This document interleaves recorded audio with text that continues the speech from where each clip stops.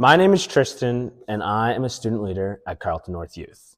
Today, I will be starting off our Advent series, which is a 5-part series that will be done throughout the month of December. So for the first devotion, I'm going to be going over hope. Isaiah 40:31 tells us, "But those who hope in the Lord will renew their strength. They will soar on wings like eagles. They will run, but not grow weary, and they will walk, but not be faint." So firstly, this verse is obviously telling us that we need to put our hope in God. We seriously need to put our hope in God. But what does that mean? And how can we do that? So to begin, putting your hope in God means that you are believing in His plan and that you are expecting good. You believe that His plan is right, and not only that all things have a reason, but that the reason is a good reason.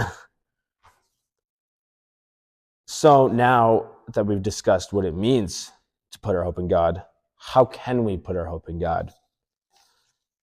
There are quite a few things we can do.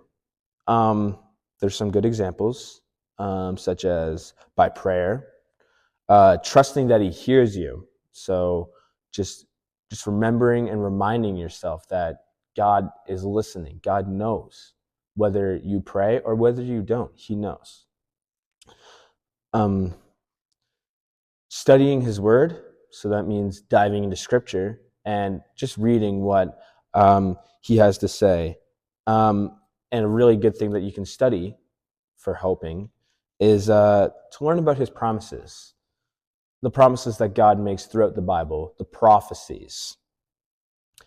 And lastly, just remembering that all of those times that He's helped you in the past, whether it was with something good or maybe something you were struggling with, just that He had helped you. He had helped you with each and every one of those things. So now we know what it means to put our hope in God. And now we know some ways that we can put our hope in God. But why should we put our hope in God? What is the reason? Why would I want to do that? If we look back at the verse, Isaiah 40:31, it says, "They will soar on wings like eagles. They will run but not grow weary. They will walk but not be faint."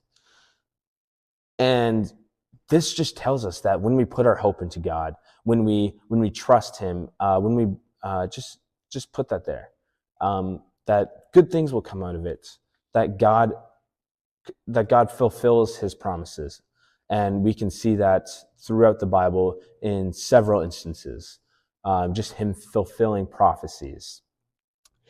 And so again, we just need to put our hope in God because it's gonna benefit us. It's gonna strengthen us. It's gonna just give us power that we can't have without God. And so finally, you might be asking, Trystin, what does this have to do with Christmas? And it's a good question.